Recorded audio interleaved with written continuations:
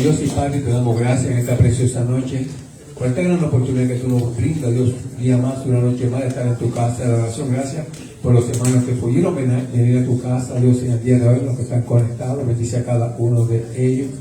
Padre, en este momento tu palabra va a ser traída, Señor, por tu hija. Yo te pido que tú la uses con poder, con autoridad, trazando tu palabra, conociendo qué necesidad puede haber en nuestros medios, Padre Santo. Si hubiera algo que no es de tu agrado, Dios, échalo fuera. Si hubiera alguna enfermedad que esté agobiando a alguien, de igual manera, Padre amado, échala fuera, ya que tú llevaste toda enfermedad en la cruz del Calvario, y por tus llagas, dice tu palabra, hemos sido sanados. Bendecimos a tu hija con tu santa bendición, la bendición del Padre, del Hijo y del Espíritu Santo.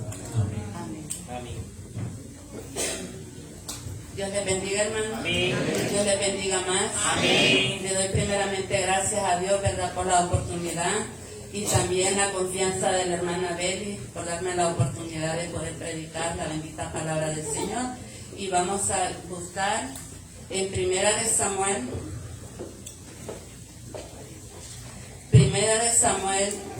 capítulo 15, pero vamos a leer del 3.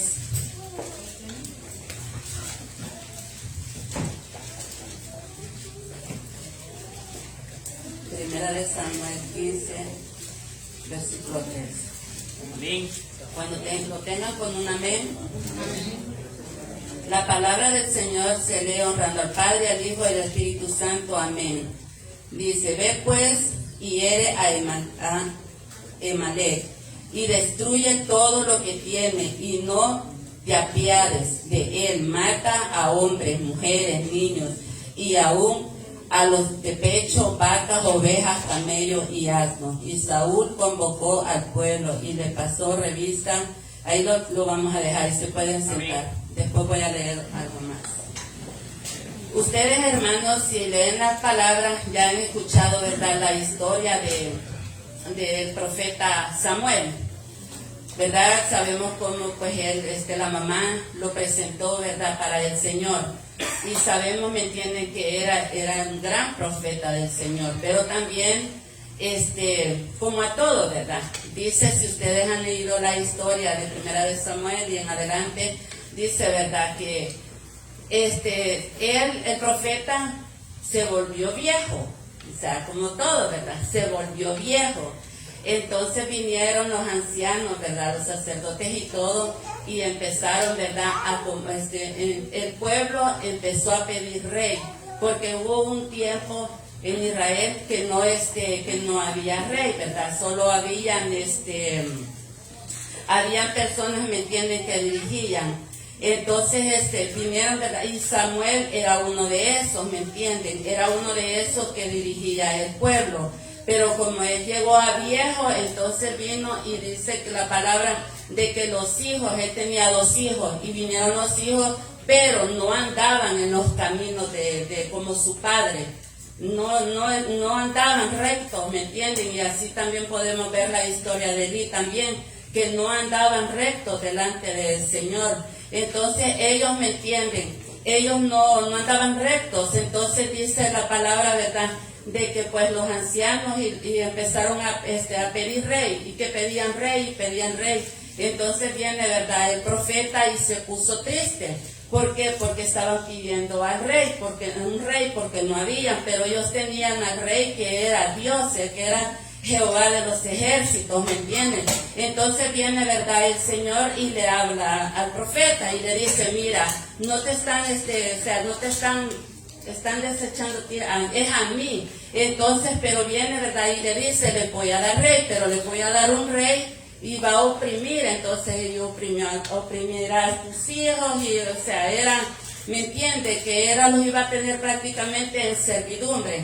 Entonces, ¿me entienden?, vemos, ¿verdad?, que dice la palabra, ¿me entienden?, que después vino Samuel y el Señor levantó a Saúl, pero Saúl verdaderamente, o sea, Dios lo levantó. Si nosotros podemos leer verdaderamente, Dios sabía, Dios de antemano sabía el corazón y sabía cómo era, ¿me entienden?, Saúl, cómo iba a ser como rey, ¿me entienden? Porque dice pues que el Señor hasta se arrepintió, o sea, él se arrepintió de haberlo escogido como rey, porque era rebelde. Entonces, ¿me entienden? Y dice la palabra, ¿me entienden? Porque si nosotros podemos ver, hermano, el hombre tenía buenas características, la verdad, ¿me entiende? Dice que era un hombre que era, permítame, para no... Bueno, pero dice que él era, ¿me entienden? Un hombre que era alto, hermoso, sobrepasaba, o sea, con buena estatura, tenía, ¿me entienden? Todo comparado al rey David, porque el rey David dice que él era más pequeño, pero ¿me entienden? Este hombre era, ¿me entienden? Era un hombre fuerte prácticamente, pero ¿me entienden? Eso la verdad no le servía de nada. Entonces yo a lo que quiero llegar, hermanos, con esta predicación y con esto que el Señor me ponía, ¿me entienden? Al Señor, ¿me entiende? Dice la palabra, ¿verdad? Que Él no quiere sacrificio, no, que lo que quiere es obediencia. Nosotros, hermanos, como pueblo, como llamados, como escogidos, verdaderamente nosotros somos obedientes delante del Señor. Porque nosotros sabemos, hermano, que la desobediencia al Señor, ¿me entienden?, le desagrada. Y nosotros lo podemos ver, ¿por qué? Porque cuando ya Saúl era un rey, el Señor le dijo, el profeta le dijo, destruye todo, o sea, mujeres, niños y todo, hermano. Pero vino a él, ¿verdad? Y otra cosa, yo estaba leyendo, y prácticamente un rey no podía presentar un sacrificio. Ellos no los podían presentar delante de Dios, no, que eran prácticamente los sacerdotes, ¿me entienden? No era un rey. Y ahí vemos la desobediencia de él. Entonces viene, imagínense, el Señor le dice, destruye todo, o sea, prácticamente todo, hermanos, porque era prácticamente, o sea, era anatema todo. Entonces, ¿me entienden? Viene él y aparta, ¿qué? ¿Por qué no tuvo compasión, hermanos, de los niños o de las mujeres? ¿Me entienden? No, que va a tener compasión de las vacas, de los bueyes, de las ovejas y del rey, ¿me entienden? Del rey. Entonces, y viene, ¿verdad? Y todavía dice y se quiere excusar de que él viene, que él había apartado lo mejor para Dios. Eso no era lo mejor, porque si Dios dijo destruye, era porque era anatema, era maldito, era algo que el Señor no quería. Y si nosotros podemos ver, hermano, Dios aborrecía, ¿me entienden?, a anatema, porque cuando viene, ¿verdad?, cuando Josué y el pueblo perecía, ¿verdad?, viene Josué y se va delante del Señor y se viste de silicio y se hinca y le dice, pero ¿por qué, verdad? Y el Señor, ¿qué le declara? Hay anatema, y cuando hay anatema, puede ser hasta en la iglesia, hermanos, si hay anatema, hay pecado, el Espíritu Santo no se va a mover como se tiene que mover, porque es pecado, ¿me entienden?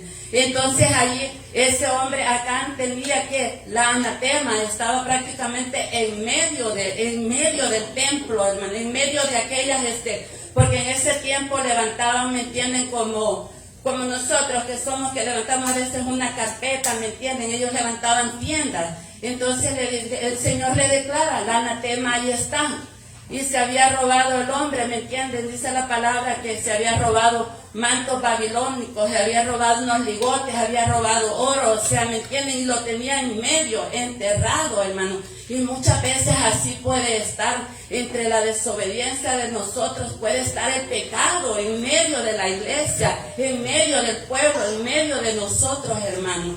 Y entonces ahí estaba ese pecado, ahí estaba, y hasta que vino el Señor lo declaró y lo sacó. Y entonces, ¿y qué? ¿Y quiénes perecieron, hermanos? ¿Por qué? Porque antes era, si los padres pecaban, también los hijos venían y traían la consecuencia. Ahora no, hermano, ahora no podemos decir nosotros, no, pues yo peco y mis hijos no. La palabra sí es igual, hermano.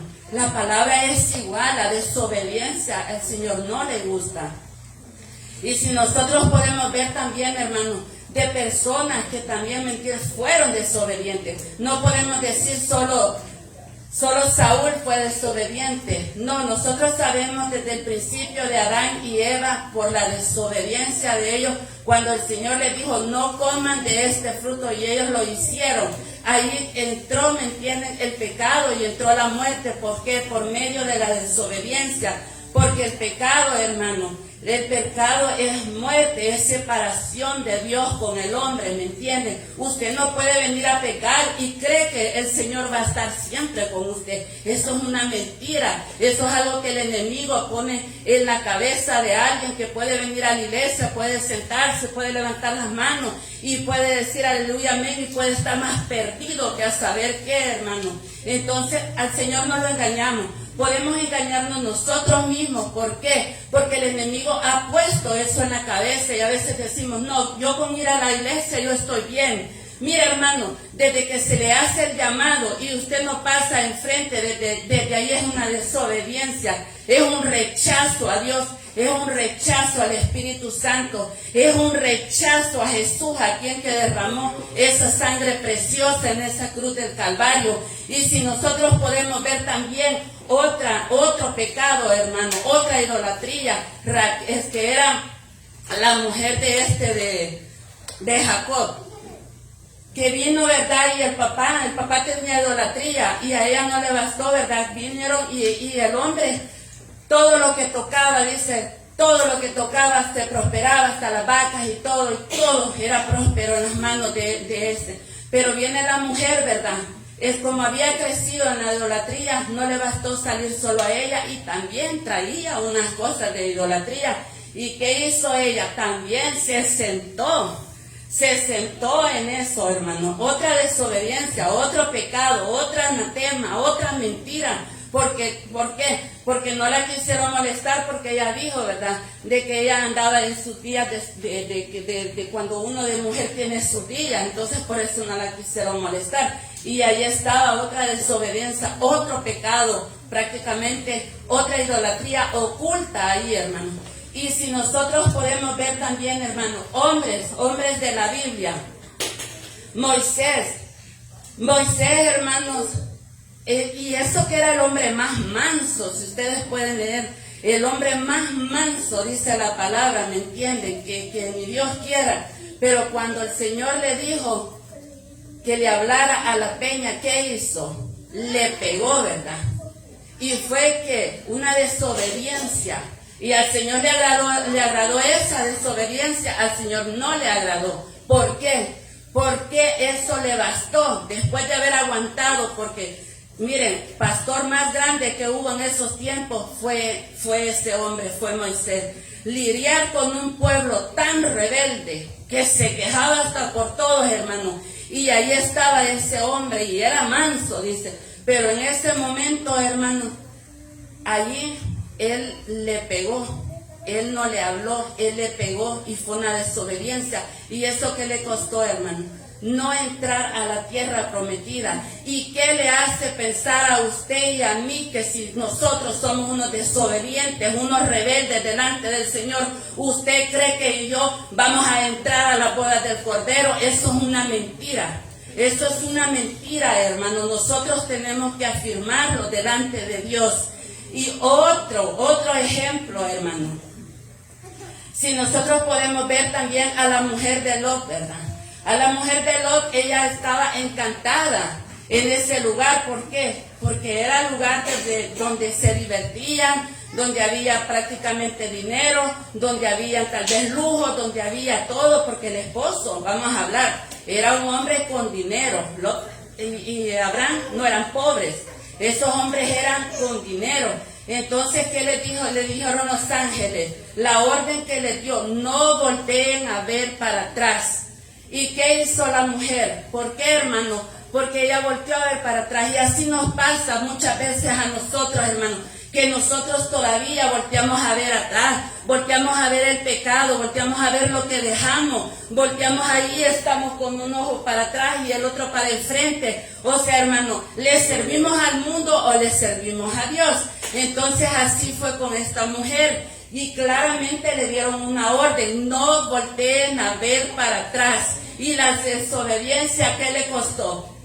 Si lo que leen la Biblia ya la saben, ¿me entienden? Nosotros podemos ver otra desobediencia también en la Biblia, hermano. Vamos a ver Sansón.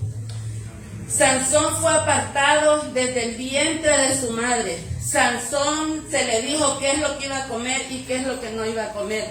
a ese hombre, ¿me entienden? O sea, ¿y qué le costó? Mucho coqueteó, hermano. Sansón demasiado coqueteó con el pecado.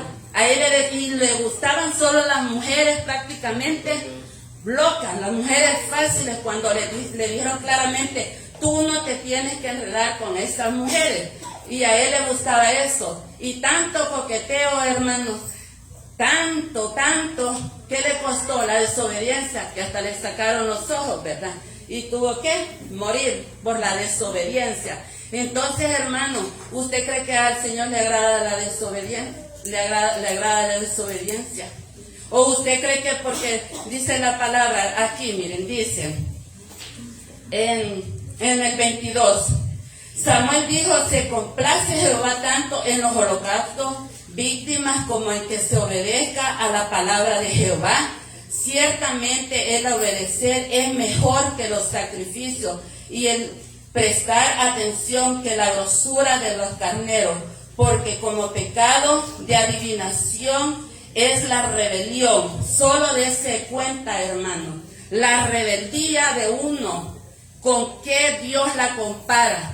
Con pecado de adivinación. Tenga cuidado, hermano, si todavía, ¿me entiende? Ahí se da sus paseaditas y que le lean, pero el pastor muchas veces lo trae, que va y todavía cree que ponerle las cartas, como se dice, o con ir de un brujo, o con que le digan, mire, hágale esto a la niña, báñalo con esto, o con esto. No, hermano, tenga cuidado. La palabra dice aquí que la brujería y la adivinación, eso es abominación delante del Señor, y la rebeldía de uno, dice que la compara con esto. Imagínense, hermano, qué tan fuerte es la palabra de Dios y qué tan poco nosotros a veces la tenemos, hermano, porque la podemos leer, hermano, pero déjeme decirle, porque dice, Samuel dijo, complace Jehová tanto a los holocaustos y víctimas como obedezca la palabra de Jehová.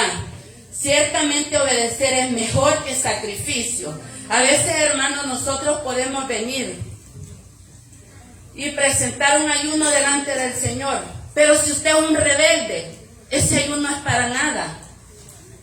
Eso es para nada, hermanos, porque al Señor no lo podemos engañar. A Él, hermano, al Señor no lo podemos agradar ni con frases bonitas ni con nada. Simplemente dice la palabra que hay que obedecer los mandamientos. No es fácil, hermano, pero hoy les hago una pregunta. ¿Usted ama al Señor? ¿Usted ama al Señor con todo su corazón? Porque déjenme decirle, hermanos, que aún cuando uno ama a su esposo, uno lo respeta. Uno lo respeta, ¿me entienden? Uno lo respeta en todo. Y uno puede ir a la calle, hermano, y uno puede andar todo el día en la calle, pero si uno ama a su esposo, uno lo respeta, ¿me entienden? Se da su lugar y no está con cosas ahí, ¿me entienden? Hermanas, hermanos, tengan cuidado con lo que ponen en esas páginas. Hermanos, nosotros tenemos que ser testimonios, jóvenes. No pongan cosas que dan vergüenza verla. A veces que uno dice, Dios mío, pero la hermana está, o estas vestiduras, esto aquí. Nosotros somos testimonio, hermano. Nosotros, y a veces no les gusta porque dicen, no, ya vienen a hablar de esto, son unos religiosos, mentira del diablo, que el Señor lo reprenda, porque si usted ama a Dios, usted va a cambiar desde la cabeza a los pies, y se lo digo por experiencia. Y si no, pregúntenle al hermano Olvin, como dice el hermano Olvin, testimonio más grande, hermana Cecilia, porque cuando venía, cómo se vestía o pintaba, ¿me entiende? Pero ahora me he visto para Dios, me he visto para mi esposo, ¿me entiende? Me he visto para mis hijos. ¿Por qué? Porque aunque yo ande en mi casa, yo no voy a andar enseñando las nalgas, porque tengo niños jóvenes. Tengo niños jóvenes y tengo que respetar mi casa, ¿me entienden? ¿Por qué? Porque si llega un hermano y también imagínense que yo salga corriendo o venga y abra la puerta. No, hermanos, tenemos que ser testimonio, tenemos que ser esa sal, esa luz, hermanos. Tenemos que, ¿me entienden?, agradar a Dios, no agradar al hombre, no agradar esta carne, hermano. Nosotros tenemos que ser obedientes, dice la palabra, hermanos. Si usted puede ir en Primera de Juan, Primera de Juan 3, 4, 8.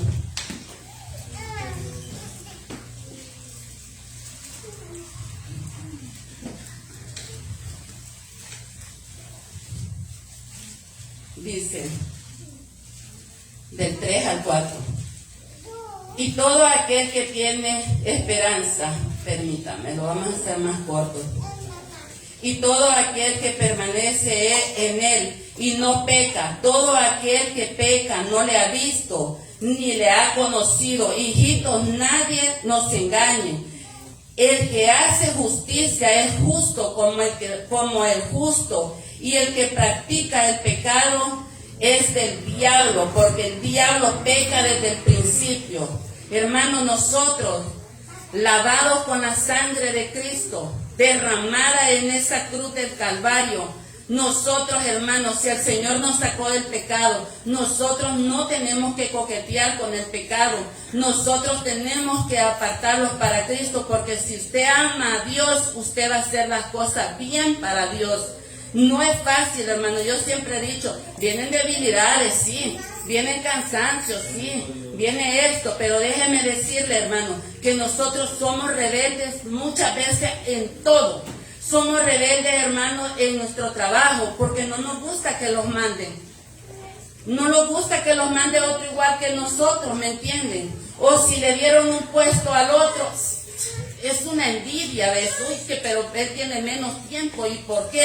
O en un liderazgo también, si es en la iglesia, hay envidias, hermano, y eso no hay que tener envidia porque es malo. Entonces somos rebeldes en muchas cosas, hermano.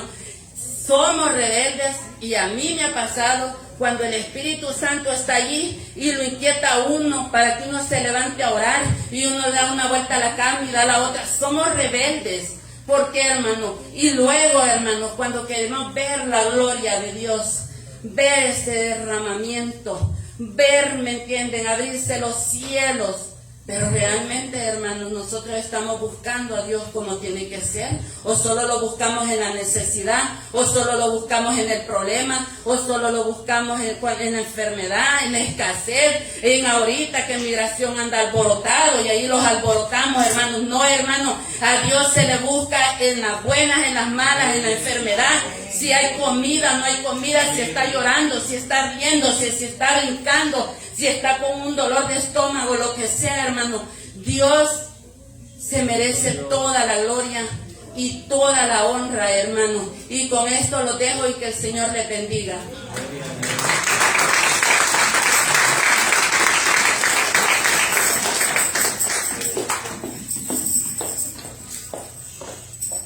Dios les bendiga, hermanos. Tenemos unos anuncios en el día de hoy. Dios bendiga a la hermana Betty por la palabra que trajo. Me dicen a mí que mañana tenemos una boda a las 4. Tenemos también el cuidado de niños.